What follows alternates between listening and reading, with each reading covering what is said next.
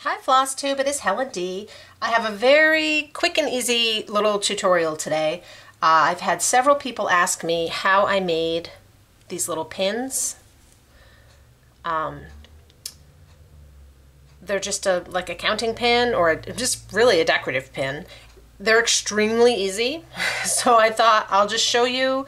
This is more about what supplies I use and where I find them, because I know when I started making pins, finding the pins was actually the hardest part. So I thought we would just talk about the different supplies.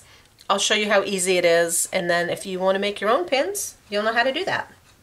So I have a bunch of just different beads and things I've collected over the years. They only recently got this well organized. When I moved craft spaces, I kind of gathered things up, and I found one of these containers that has the little dishes in it, and it works perfectly for them. So I've pulled out a few that I'm going to make today, and I just have them kind of in one of the lids so they don't roll all over the place while I'm making them, or the cat doesn't get to them in the time it takes me to get things ready. So that's kind of where I get my beads, just kind of wherever. Honestly, some of these came from Goodwill. It's a random mix of beads. Most beads will work, except you need something that the hole is fairly small. If they have a really, really wide, and I know you won't be able to see that, but if the hole is really wide, it's too wide to stick on the pin. You need something that's a little on the smaller side so that the glue actually hits it. So that's that. Pins themselves, I have a couple different kinds. My preferred pins are these. They're from Dritz, and they're called Corsage and Boutonniere pins. They're a little longer than a standard pin. I believe they're 2 inches. The reason that I like these is that they come in a pack with both black and white. So they're basically just a ballpoint pin, but some are black and some are white. And I like that so that if I'm making like a Halloween or something that I want black, I have the black. If not, I usually use the white. I also like that these balls are a little on the smaller side. The last time I made pins, these ones that I made here, I had to make a lot of them, and I needed a lot of just the white. So I ordered a set of pins on Amazon. They actually came in 2 boxes. It was a big set. These are fine for the quantity and the price. Some of them were a little like crooked, right? They weren't all grade A pins, but given the price, it was totally worth it. The other difference is they're longer, which is nice, but the ball head is larger. And sometimes you don't want that. You want the smaller. So with these, it worked because I used a larger bead in the middle. If I were using a smaller bead in the middle, this big one might just be a little too big. So I will put a link for the ones that I bought. Just use that as a jumping off spot because there was a ton of options for if you're looking for some on Amazon. So I'm going to use, I pulled out 3 of the whites and 1 of the blacks. And I'm just going to make a couple pins. I use E6000, which is over here oozing on a piece of paper.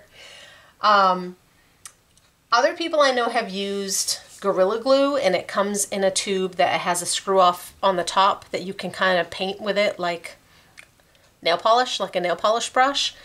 I've tried that. I've tried 2 different bottles, and mine like solidifies after the first use, no matter how hard I close it. So to me that wasn't worth it because I got like 1 use out of it. I already have the E6000, so that's what I use. I open it, I put a piece of scrap under it because like I said, it kind of oozes out.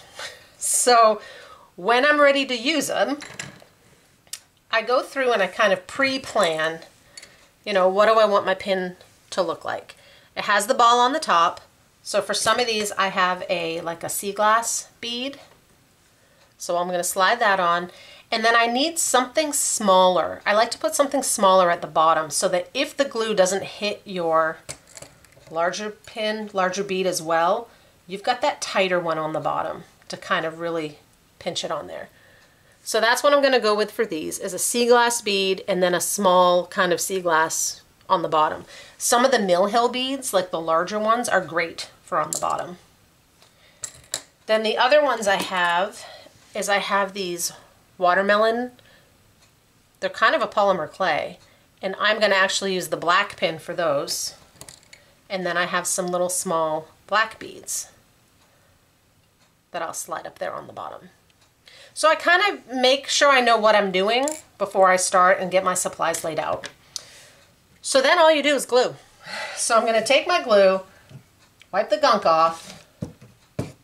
Don't judge my gross glue. And I'm just going to squeeze just a tiny bit on there, and I put it down like, I don't know, 1.5 centimeters. I don't know how well it shows. Just enough to kind of, then I hold the ball end, slide my first one on, and this is the black, so I'm going to use that watermelon, and then slide the bottom one on. And that's kind of it. I kind of give them a good squeeze to try and get that glue on. And then what I like to do is I take any little pillow finish that I've made. This one happens to be in my sewing space, and I use the back. So I'm just going to stick this in the back to kind of hold it. And then what I do when I'm done is I try and dry them so they're kind of upside down, so that way nothing's sliding off. So I stick them in there. So now we'll do a couple of these. Wipe off my excess.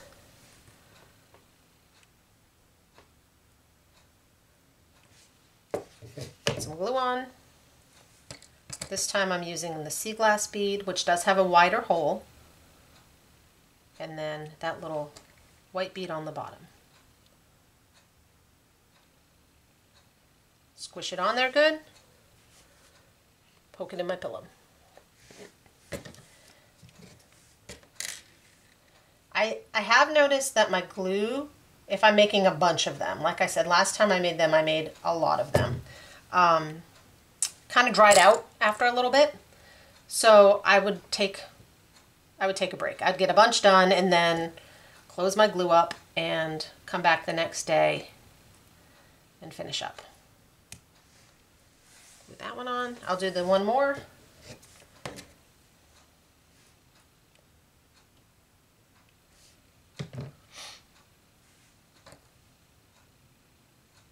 There's all kinds of fun beads. I've got some that look like, I think they look like eyeballs that are great for Halloween. And it's just a fun way to kind of personalize. So I'll stick that one in. And like I said, and then I just kind of will set this up so that they dry upside down, so that I know, like, see that bead just kind of wiggled a little. If it's already wiggling a little, it means I need a little more glue. So let's pull that one out. This watermelon bead was tighter, so I think it kind of scooped up a lot of that glue with it when I put it on. So we'll slide that one through and try again. That was what I was going to say, is now I put them in here and I let them dry overnight. I set them aside somewhere the cats can't get to them. And then the next day when I actually go in and look at them, I check them and I kind of see, is that bottom bead on pretty good?